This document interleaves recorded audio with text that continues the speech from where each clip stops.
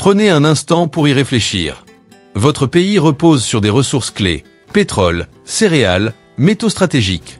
Et du jour au lendemain, les prix flambent, les chaînes d'approvisionnement se brisent, et votre partenaire commercial habituel commence à imposer des taxes comme s'il jouait une partie de poker économique. Alors, que faire? Vers qui se tourner? Eh bien, pour 10 grandes puissances, la réponse n'est plus les États-Unis, mais plutôt un voisin discret, fiable et souvent sous-estimé, le Canada. Le monde du commerce est en train de basculer. Les alliances se redessinent, et ces 10 nations misent désormais sur le Nord. Une redéfinition totale des règles du jeu mondial est en cours. Et votre économie pourrait bien être la prochaine concernée. Numéro 10. La Chine. Voici un fait marquant. La deuxième économie mondiale détourne peu à peu son regard de l'Amérique. Pourquoi? Parce qu'en avril, pour la première fois, la Chine a acheté plus de pétrole brut au Canada qu'aux États-Unis. Ce n'est pas un simple hasard. C'est un changement d'orientation stratégique. En observant Washington imposer des taxes comme des tirs d'avertissement, Pékin comprend que la stabilité est devenue une monnaie forte et c'est justement ce que propose le Canada. Mais attention, ce n'est pas seulement une question d'énergie. C'est aussi une bataille pour l'influence, la fiabilité et le contrôle du futur. Si la Chine peut se détourner de son plus grand fournisseur d'énergie, que cela nous dit-il sur la direction que prend le pouvoir mondial? Et surtout, que se passera-t-il si d'autres suivent cette voie?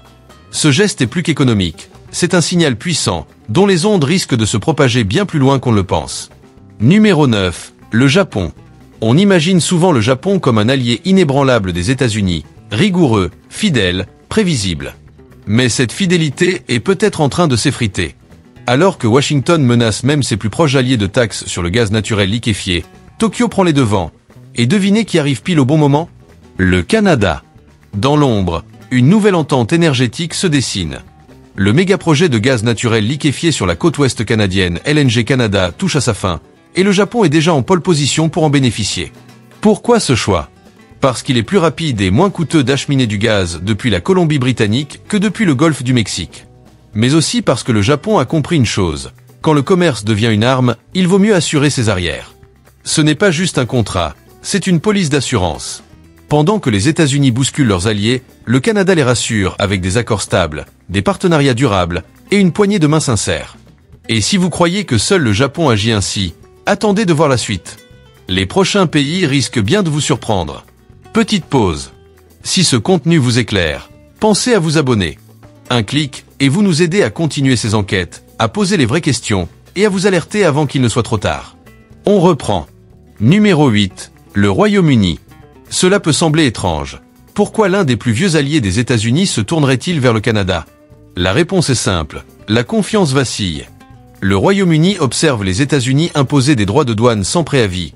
Et, comme tout pays prévoyant, Londres cherche des alternatives. Discrètement, de nouveaux ponts commerciaux sont construits avec Ottawa. Et ce que peu de gens savent, c'est que plusieurs secteurs clés de l'économie britannique, comme l'aéronautique, la pharmacie ou la machinerie, ne peuvent se permettre la moindre interruption logistique. Dans certains scénarios économiques, une chute de 30% des échanges entre les États-Unis et le Canada pourrait même renforcer l'accès du Royaume-Uni aux produits canadiens. Pourquoi?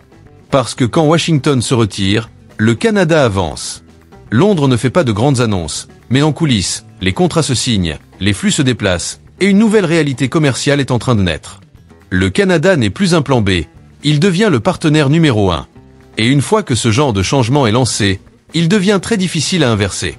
Numéro 7. L'Inde. Prenons un moment pour y penser. L'Inde, première population mondiale, moteur technologique en plein essor, est l'une des économies les plus dynamiques de la planète. Et pourtant, elle s'éloigne elle aussi de Washington, tout doucement. Derrière les sourires en sommet, les tensions commerciales entre l'Inde et les États-Unis sont bien réelles. Depuis les décisions de l'administration Trump, qui avait retiré des privilèges commerciaux à l'Inde, les relations ne se sont jamais vraiment apaisées. Aujourd'hui encore, en 2025, les deux pays sont engagés dans une fragile trêve de 90 jours. Mais pendant que les négociations piétinent, l'Inde agit. Elle explore de nouveaux partenariats, sécurise de nouveaux débouchés, et parmi les grands gagnants, on retrouve encore une fois le Canada. Pourquoi? Parce que le Canada propose à l'Inde exactement ce qu'elle recherche. Des sources d'énergie fiables, des produits agricoles comme les lentilles, des coopérations technologiques, et surtout, un environnement commercial stable. En parallèle, de nombreuses entreprises canadiennes investissent dans les secteurs indiens de l'énergie verte et des technologies durables. Mais ce rapprochement n'est pas seulement économique. Il est stratégique. L'Inde veut réduire sa dépendance aux caprices du marché américain. Trop d'instabilité. Trop de risques. Alors ce virage vers le Canada n'a rien de sentimental. Il est calculé et il s'accélère. Et si un géant démocratique comme l'Inde cesse de voir les États-Unis comme son partenaire le plus sûr, cela pose une question cruciale. Quel avenir pour l'ordre économique mondial? Numéro 6. L'Allemagne. Prenez un instant pour y réfléchir. L'Allemagne, c'est la locomotive industrielle de l'Europe, une nation d'ingénieurs, un pays qui vit de ses exportations. Alors, qu'est-ce qui pourrait bien la pousser à revoir sa relation commerciale avec les États-Unis? Eh bien, ce virage est déjà en cours. Pas de grandes déclarations officielles, pas de discours enflammés, mais des décisions concrètes qui se prennent en coulisses, discrètement, contrat après contrat, conteneur après conteneur. Et cette nouvelle direction, c'est vers le Canada qu'elle pointe. Pourquoi? Parce que les États-Unis, autrefois partenaires de confiance, deviennent de moins en moins fiables. Depuis les mesures protectionnistes de l'ère Trump, notamment sur l'acier et l'aluminium européen, la confiance s'est sérieusement effritée. Et même si certains de ces tarifs ont été levés depuis, le mal est fait. Avec la menace de nouvelles taxes en 2025, les géants de l'industrie allemande cherchent à sécuriser leur chaîne d'approvisionnement ailleurs. Et devinez qui répond présent? Le Canada. Un pays riche en ressources essentielles, politiquement stable et surtout prévisible. Prenez l'exemple du secteur automobile allemand. Il se rapproche des fournisseurs canadiens de minéraux pour batteries, essentiels à la transition vers l'électrique. Les entreprises de machines utiles, elles, ouvrent de plus en plus de bureaux à Toronto, Vancouver ou Montréal. Mais attention, il ne s'agit pas simplement de business. Pour l'Allemagne, exporter, c'est vital. Et quand les règles du jeu deviennent floues avec Washington, il faut des plans de secours solides. Le Canada n'est plus juste une alternative. Il devient un pilier stratégique. Ce réalignement ne fait pas de bruit, mais il avance avec méthode. Alors la vraie question, c'est, si même l'Allemagne commence à déplacer ses pions, combien de temps avant que le reste de l'Europe ne suive? Et ce qui vient ensuite va sans doute vous surprendre. Le pays suivant est petit par la taille, mais il fait de grands choix. Numéro 5, les Pays-Bas. On ne le dit pas souvent, mais ce sont parfois les petits pays qui prennent les décisions les plus lourdes de conséquences, en silence. Les Pays-Bas, ce n'est pas juste un joli coin d'Europe, c'est une plaque tournante du commerce mondial, un champion de la logistique, un pont entre continents. Et pourtant, un changement important est en train de se jouer, dans l'ombre. Le pays commence à orienter ses partenariats vers le Canada, et la plupart des observateurs ne s'en rendent même pas compte. Jusqu'à présent, les relations économiques entre les Pays-Bas et les États-Unis étaient solides. Technologie, agriculture, énergie. Mais les soubresauts récents, tarifs imprévisibles, tensions sur le climat, inquiétudes sur la sécurité des données ont ébranlé cette relation. Les entreprises néerlandaises, connues pour leur pragmatisme, commencent à se poser les vraies questions. Peut-on encore compter sur les États-Unis à long terme? Et que se passera-t-il si une nouvelle vague de mesures protectionnistes tombe? C'est là que le Canada entre en scène. Des sociétés agricoles néerlandaises s'associent désormais à des producteurs sous serre au Canada. Des fournisseurs de semi-conducteurs signent des accords avec des distributeurs canadiens dans la plus grande discrétion. Même les ports, Rotterdam et Halifax, travaillent main dans la main pour fluidifier les échanges au cas où les douanes américaines se durciraient encore. Et ce n'est pas tout. Il y a une affinité de valeurs derrière ce rapprochement. Le respect de l'environnement, la clarté des règles, la stabilité à long terme. Pour beaucoup de dirigeants néerlandais, le Canada représente aujourd'hui un refuge sûr dans la tempête, pour reprendre les mots d'un responsable logistique. Ce qui est frappant, c'est que ce réalignement se fait sans tambour ni trompette. Pas de déclarations officielles, pas de revirements spectaculaires. Juste une stratégie de diversification bien ficelée. Et quand le monde s'en rendra compte, il sera peut-être déjà trop tard. La carte du commerce mondial aura changé. Alors, si un pays aussi connecté, aussi stratège que les Pays-Bas commence à se détacher doucement des États-Unis, imaginez ce que pensent les autres exportateurs européens en ce moment. Mais ne partez pas. Ce qui vient après pourrait bien être le déclic qui déclenche un véritable effet domino. Numéro 4. La France. Prenons un instant pour réfléchir à ceci.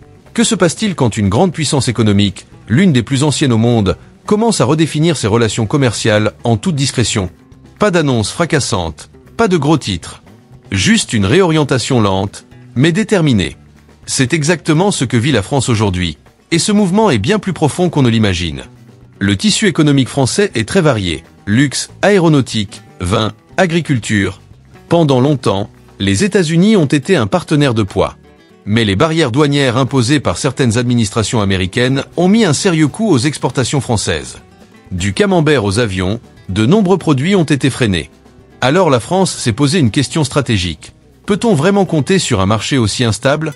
Et si une alternative plus fiable se trouvait au nord, au Canada? C'est le chemin que le pays est en train de prendre. Les vignerons français, par exemple, augmentent leurs ventes au Canada, où les consommateurs sont réceptifs et les taxes bien plus douces. Le secteur aéronautique, lui, commence à forger des liens solides avec des entreprises canadiennes, attirées par des accords commerciaux clairs et des incitations à l'investissement. Même les startups tech françaises se tournent vers Toronto et Montréal pour y développer de nouvelles chaînes d'approvisionnement. Mais ce basculement n'est pas qu'une affaire de chiffres. Il est aussi question de confiance. Le Canada, avec ses politiques climatiques lisibles et sa réglementation stable, séduit de plus en plus les entreprises françaises qui misent sur le long terme. Face à l'imprévisibilité américaine, ce choix paraît de plus en plus logique. Et le plus étonnant, ce n'est pas un simple ajustement. C'est une transformation stratégique en cours. Si un poids lourd comme la France commence à prioriser le Canada au détriment des États-Unis, quelles seront les répercussions pour l'Europe entière? Et pour la place de l'Amérique dans l'économie mondiale? Accrochez-vous, le prochain pays va vous surprendre. Encore là, cliquez sur s'abonner si ce n'est pas déjà fait. Ce petit geste nous permet d'aller plus loin, de vous livrer des analyses qui sortent du cadre, et de vous montrer ce que beaucoup ignorent encore. Et croyez-nous, le prochain pays sur cette liste pourrait bien changer à jamais votre vision du commerce mondial. Numéro 3, l'Italie. L'Italie, terre d'art, de mode, de gastronomie. Mais derrière cette image flamboyante se cache un virage économique discret qui pourrait avoir des effets planétaires. Longtemps considérée comme l'usine de l'Europe, notamment dans les machines utiles, les pièces automobiles et les produits haut de gamme, l'Italie entretenait un lien commercial fort avec les États-Unis. Mais les récentes taxes américaines sur les produits européens ont bouleversé la donne plus qu'on ne le pense.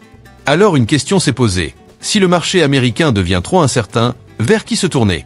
La réponse de l'Italie, le Canada.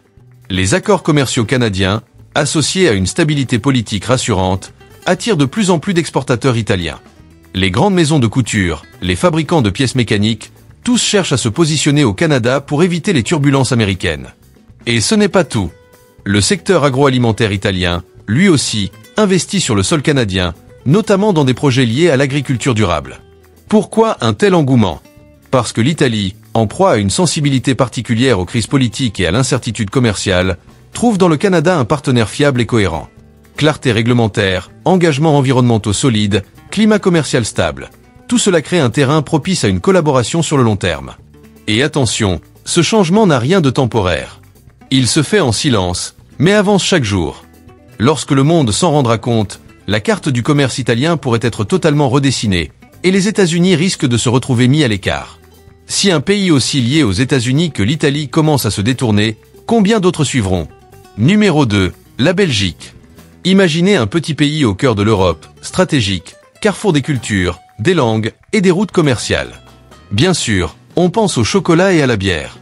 Mais en coulisses, la Belgique affronte un bouleversement qui dépasse largement ses frontières. Très dépendante de ses exportations, la Belgique considérait les États-Unis comme un partenaire essentiel. Mais l'instabilité des politiques commerciales américaines et les nouvelles taxes ont semé le doute dans les esprits des industriels belges. Alors, que fait un pays qui repose autant sur la fiabilité de ses partenaires quand la confiance s'effrite? Il se tourne vers un terrain plus stable, le Canada. Les industries belges, de la haute technologie aux produits pharmaceutiques, voient en ce pays nord-américain une opportunité nouvelle. Elles y développent leur présence, non seulement pour accéder au marché canadien, mais aussi comme passerelle vers toute l'Amérique du Nord. Mais ce n'est pas uniquement une histoire de business. La Belgique, avec sa complexité politique interne entre Wallons et Flamands, est elle-même vulnérable à l'instabilité. Le Canada, au contraire, offre une gouvernance claire et des perspectives fiables, ce qui rassure les investisseurs belges. Et le plus marquant, ce changement ne fait pas de bruit. Il est progressif, réfléchi, presque invisible. Mais il est bel et bien en cours. Et si même la Belgique, ce pivot européen, commence à réorienter son commerce, c'est que quelque chose de plus grand est en train de se jouer. Numéro 1, la Corée du Sud. Prenons un peu de recul et regardons vers l'Asie. La Corée du Sud, l'une des économies les plus innovantes au monde. Leader en électronique, en construction navale, en technologie de pointe, un vrai poids lourd. Mais ces dernières années, les relations commerciales avec les États-Unis, autrefois solides, se sont fragilisées. Entre les hausses de tarifs et des politiques commerciales changeantes, l'incertitude gagne du terrain. Et ça pèse lourd pour les entreprises sud-coréennes, notamment dans les secteurs clés comme les pièces auto, l'électronique ou l'acier. Alors, à la recherche de stabilité, où se tourne-t-elle? Vers le Canada. Avec ses accords commerciaux fiables, ses marchés en croissance et son climat économique rassurant, le Canada devient une destination de choix. Des partenariats se multiplient, que ce soit dans les centres technologiques de Vancouver ou les usines automobiles de l'Ontario. Mais ce rapprochement ne s'explique pas uniquement par les chiffres. La transparence politique, la stabilité des règles du jeu et la diversité de la main-d'œuvre canadienne jouent aussi un rôle clé. Pour les entreprises coréennes, s'implanter au Canada, c'est miser sur une croissance durable dans un environnement prévisible. Et ce qu'il faut bien comprendre, c'est que ce n'est pas un simple transfert de contrat. C'est un basculement stratégique qui pourrait bien redéfinir les alliances économiques mondiales. Le Canada n'est plus un plan B. Il est en train de devenir un choix prioritaire. Quelles en seront les répercussions sur le commerce nord-américain, sur l'emploi et sur nos économies locales? C'est une transformation silencieuse, mais fondamentale. Si ces histoires vous éclairent et vous donnent une autre lecture du monde qui évolue autour de nous, n'oubliez pas de vous abonner à la chaîne, de j'aimer cette vidéo et de la partager. C'est comme ça qu'on continue à creuser ces dynamiques invisibles qui redessinent notre avenir. Le monde change vite, et vous? Restez curieux, et on se retrouve dans la prochaine vidéo.